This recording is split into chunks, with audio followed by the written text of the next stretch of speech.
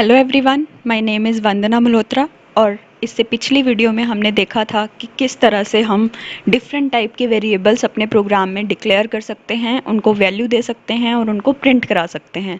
लेकिन पिछले प्रोग्राम में जो हमने वैल्यूज़ दी थी वो हमने स्टैटिक वैल्यूज़ दी थी। लाइक मैंने a is equal to 2 program में ही लिख दिया था, a is equal to single quotes में c प्रोग्राम में ही लिख दिया था।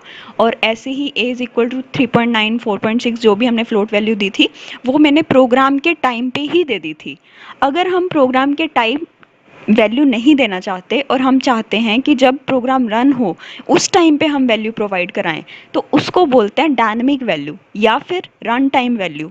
और उसके लिए हम जो यहाँ पे फंक्शंस यूज़ करते हैं वो है स्कैनएफ। जिस तरह से हम एक वेरिएबल को प्रिंट कराने के लिए प्रिंटएफ का यूज़ करते हैं, उसी तरह से एक वेरिएबल की वैल्यू को स्कैन कराने के लिए, स्कैन मीन्स यूज़र से उसका इनपुट लेने के लिए हम स्कैनएफ यूज़ करते हैं। तो आइए स्टार्ट करते हैं। इसमें सबसे पहले मैं एक इंटीजर टाइप के वेरिएबल को स्कैन कराना सिखा रही हूँ। अब मैं यहाँ पे a इज़ इक्वल टू 2 नहीं लिख रही, मुझे उसको क्या कराना है, यूज़र से स्कैन कराना है। तो उसके लिए मैं यूज़र को एक मैसेज दे दूँगी, लाइक मैंने लिख दिया प्रिंटएफ में enter the value of a। और यहाँ पे अब मैं लगाऊंगी स्कैनएफ। आप यहाँ पे कॉलन और स्पेस भी दे सकते हो।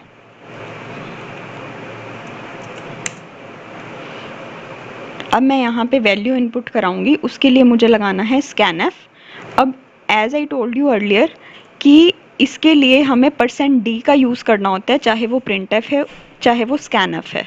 तो हम यहाँ पे %d लगाएंगे और उसके अंदर आपको मेंशन करना है address of operator then a। Address of operator basically क्या है, एड्रेस ऑफ ऑपरेटर ए के एड्रेस में वो वैल्यू स्टोर कराएगा जो हम रन टाइम उसको प्रोवाइड करेंगे। लाइक मैंने रन टाइम पे जब उसने पूछा मेरे से एंटर द वैल्यू ऑफ ए, वहाँ पे मैंने डाल दिया 7। तो 7 को ए के एड्रेस पे स्टोर कराने का काम स्कैनएफ का है। तो स्कैनएफ वो आउटपुट वाली वैल्यू को रीड करेगा और उसको ए के अंदर ए के एड्रेस पे जाके स्टोर करा देगा। अब मुझे फर्दर देखना है कि मेरी वैल्यू जो है वो सक्सेसफुली स्टोर हुई है या नहीं। तो उसके लिए मैं फिर से क्या कर सकती हूँ, %d लगा के उसको चेक कर सकती हूँ, लाइक %d और यहाँ पे मैं मेंशन कर सकती हूँ a। और अगर आपको प्रॉपर वैल्यू दिखानी है जैसे मैंने उस दिन भी बताया था तो a is equal to %d भी आप लिख सकते हो। अब हम प्रोग्राम को रन करेंगे।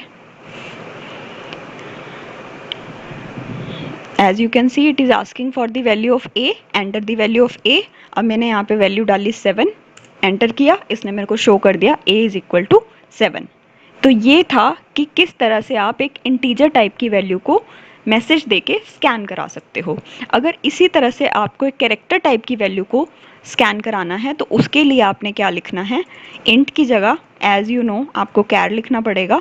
और यहाँ पे हम %d की जगह %c लगाएंगे और यहाँ पे भी आप %d की जगह %c लगाओगे। Rest of the program will be same.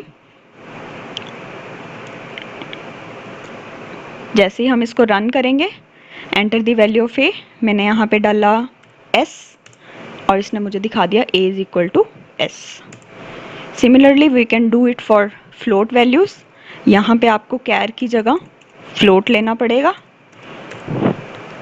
Further यहाँ पे %c की जगह %f will be there.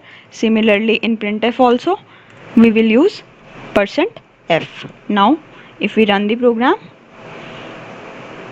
we can pass the float values like 6.4 and it will show me 6.4000 as we did it earlier। तो इस तरह से हम देख सकते हैं कि किस तरह से हम डिफरेंट टाइप के वेरिएबल्स को स्टैटिक वैल्यूज़ दे सकते हैं और उनको यूज़र से भी स्कैन करा सकते हैं। Thank you very much. इससे आने वाली वीडियोस में हम कंडीशनल फॉर्मेटिंग और लूप्स वगैरह के प्रोग्राम्स देखेंगे। तब तक का वेट कीजिएगा। Good bye.